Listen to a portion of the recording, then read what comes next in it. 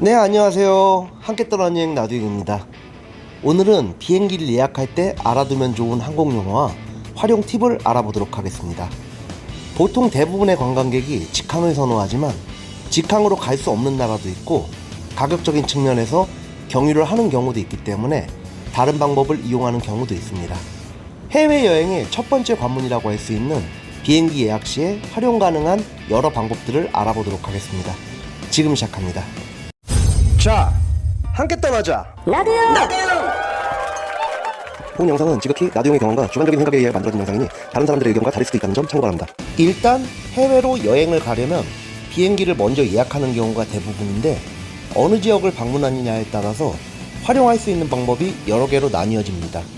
오늘은 그 중에서도 제일 자주 접할 수 있는 6가지를 알아보도록 하겠습니다. 첫 번째는 왕복 직항이 있습니다. 말 그대로 직항입니다.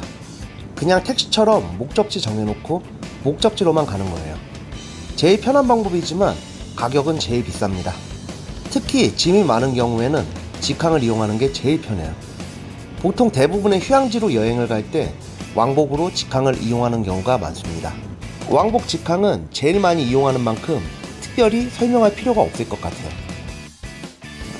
두 번째는 오픈조라는 방법이 있습니다. 이것도 굉장히 많이 쓰는 방법인데요. 출국할 목적지와 입국할 목적지가 틀린 방법이에요. A에서 B로 갔다가 C에서 A로 오는 방법이라고 생각하시면 됩니다. 간단하게 서울에서 부산 갔다가 광주에서 서울로 오는 거라고 생각하시면 돼요. 이 방법은 시간을 효율적으로 쓰기 위해서 많이 이용하는데요. 예를 들면 일본 여행을 가는데 도쿄를 가고 싶어요. 그런데 오사카도 가고 싶어요. 이럴 경우 왕복 직항을 이용하면 도쿄에서 오사카 갔다가 다시 도쿄로 와야 돼요. 근데 다시 오자니 시간 낭비가 되고 그냥 오사카에서 비행기를 타고 인천으로 다시 오는 겁니다. 그래서 이럴 경우에 오픈조로 예약을 합니다. 오픈조도 역시 주의해야 될 사항이 있는데요. 트랜스퍼의 경우에는 비자가 문제가 되지만 오픈조의 경우는 출국 티켓이 문제가 됩니다. 우리나라 여권으로는 웬만한 나라는 전부 무비자 입국이 가능하지만 무비자 국가 중에서도 입국 시에 출국 티켓을 필수로 요구하는 국가들이 있습니다. 이런 경우에는 출국 티켓이 없으면 입국하는 티켓까지 항공사에서 발급을 안 해주는 경우도 있습니다.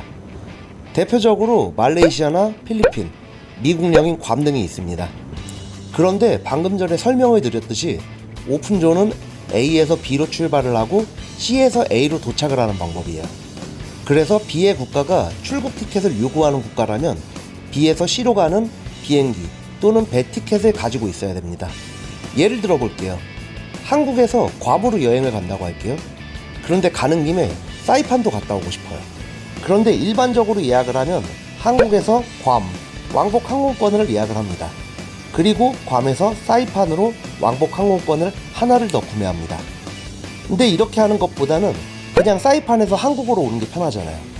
그래서 한국에서 괌으로 입국하고 사이판에서 한국으로 오는 일정을 선택합니다. 그런데 괌은 출국 티켓이 없으면 입국이 안 됩니다. 그래서 이럴 경우에는 괌에서 사이판으로 가는 비행기도 미리 예약을 해야 됩니다. 모든 국가가 전부 이런 것은 아닙니다. 이렇게 중간에 있는 국가가 리턴 티켓을 필요로 하는 경우에만 해당되니 참고하시면 좋을 듯 합니다. 시간 아끼기 제일 좋은 방법이에요. 유럽 여행 시에는 특히나 오픈조로 발권하는 것이 유리합니다.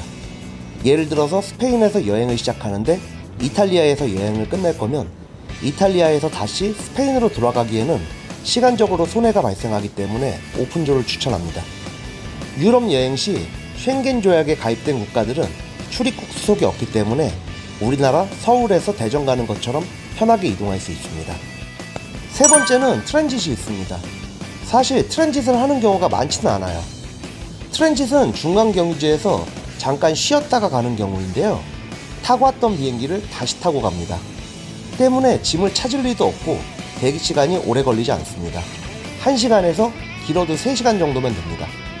대기하시는 동안에는 공항에서 식사를 하시던지 쇼핑을 하시면 됩니다. 나두용의 경우에는 예전에 타이항공하고 캐세이 퍼시픽 항공에서 트랜짓을 해봤던 것 같아요. 그냥 중간에 주유소에서 기름 넣고 가는 그런 느낌 생각하시면 됩니다. 제일 선호하지 않은 방법입니다. 네 번째는 레이오버가 있습니다. 이 경우는 중간 기착지에서 비행기가 바뀌어요. 환승을 하는 거예요. 트랜스퍼에는 두 가지 경우가 있는데 첫 번째는 레이오버, 두 번째는 스탑오버가 있어요. 레이오버는 24시간 이내에 환승을 하는 건데 남는 시간 동안 나가서 놀다 와도 상관이 없습니다. 그래서 비행기표를 두 장으로 나눠서 줍니다. 출발지에서 환승지까지, 환승지에서 목적지까지 이렇게 두 장의 티켓이 나옵니다. 공항하고 시내가 가까운 경우는 레이오버를 하시면 한 개의 국가를 잠깐이라도 여행할 수 있습니다. 짐은 처음에 보내실 때 목적지까지 보내달라고 하면 짐을 찾지 않고 가볍게 놓을 수 있습니다. 꼭 짐이 필요하시다면 짐 붙이실 때 중간에 짐 찾는다고 하시면 돼요. 레이오버 하기 좋은 곳은 에미레이트 항공의 두바이, 캐세이 퍼시픽의 홍콩, 싱가포르 항공의 싱가포르, 말레이시아 항공의 쿠알라룸푸르 등을 추천할 것 같습니다. 공항에서 시내까지 매우 가까운 거리에 위치하고 있어요. 다섯 번째 방법은 스탑오버입니다. 스탑오버는 24시간이 넘어가는 환승입니다. 항공사마다 규정이 틀려서 무료로 해주는 데도 있고 안 되는 항공사도 있습니다. 보통 대부분의 항공사가 72시간까지는 허용을 해줘요. 스탑오버는 두 개 국가를 여행하는 거라고 보시면 돼요. 예를 들어서 쉽게 이해할 수 있게 나두용의 집이 일본이라 치고 일본에서 대한항공을 타고서 중국을 가려고 해요.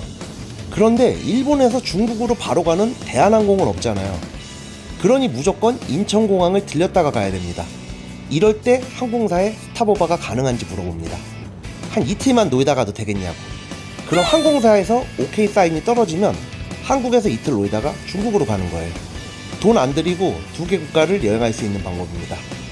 레이오버하고 틀리게 짐은 무조건 찾아야 됩니다. 항공사가 꼭 자기 국가에 들려야 되는 점을 이용한 일석이조의 여행이 됩니다. 여기서 팁이 하나 있습니다. 보통 여행을 가는데 비자가 필요한 나라들이 있습니다. 인도네시아 같은 나라도 무비자 국가이지만 비자는 필요합니다. 그래도 인도네시아는 공항에 도착해서 발급받는 도착 비자이기 때문에 여행 시에 문제가 되지 않지만 중국 같은 경우는 비자가 없으면 아예 입국 자체가 안 됩니다. 중국 비자의 경우는 가격도 비싸고 시간도 오래 걸리기 때문에 조금 까다로운 편입니다. 그렇지만 대부분의 중국 주요 도시들이 비행기를 경유해서 타는 경우에는 최소 72시간에서 최대 144시간까지 환승 비자를 무료로 발급을 해줍니다. 조건은 간단해요. 간단하게 예를 들어서 한국에서 태국을 가는데 동방항공을 타고서 상하이를 경유한다고 하면 환승 비자로 상하이 관광이 가능합니다. 한국에서 출발해서 한국으로 돌아오는 일정은 직항이기 때문에 비자가 필요하지만 한국에서 출발해서 제3국으로 도착을 하는 경우에는 공항 내에서 먹고 자고 할 수 없기 때문에 환승 비자를 무료로 발급해 줍니다.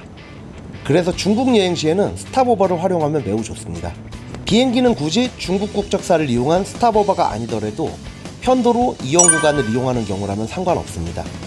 사우디아라비아도 환승 비자 여행이 가능하긴 한데 조건이 좀 더 까다롭기 때문에 다음에 사우디 여행편에서 설명하도록 하겠습니다. 사우디는 이리저리 여행하기 매우 까다로운 여행지입니다. 마지막으로 코드쉐어라는 게 있습니다. 이건 쉽게 말하면 항공사들이 자기 친구들 항공사 비행기를 태워주는 거예요. 항공사들은 자기들끼리 뭉쳐있는 연합연맹을 거의 가지고 있는데요. 예를 들면 극단적으로 나두용이 대한항공을 이용해서 사우디아라비아를 가려고 해요. 그런데 대한항공은 사우디아라비아를 가는 비행기가 없습니다. 그런데 대한항공의 친구인 사우디아 항공이 인천에서 사우디를 왔다 갔다 해요. 이럴 경우 친구 비행기를 이용해서 공동 운항을 하는 겁니다. 비행기는 사우디아 항공인데 이용한 항공사는 대한항공이 됩니다. 주로 마일리지 항공권을 발권할 때 많이 사용합니다. 지금까지 비행기를 예약할 때 알아두면 좋은 항공 용어와 활용 팁을 알아보았는데요. 항상 마지막에 국어를 드리지만 시청자 여러분들의 관심은 나두용에게 매우 큰 힘이 됩니다. 영상이 조금이라도 도움이 되셨다면 구독과 좋아요를 눌러주시면 매우 감사드리겠습니다. 시청해주셔서 감사드리며 다음 편에 뵙겠습니다.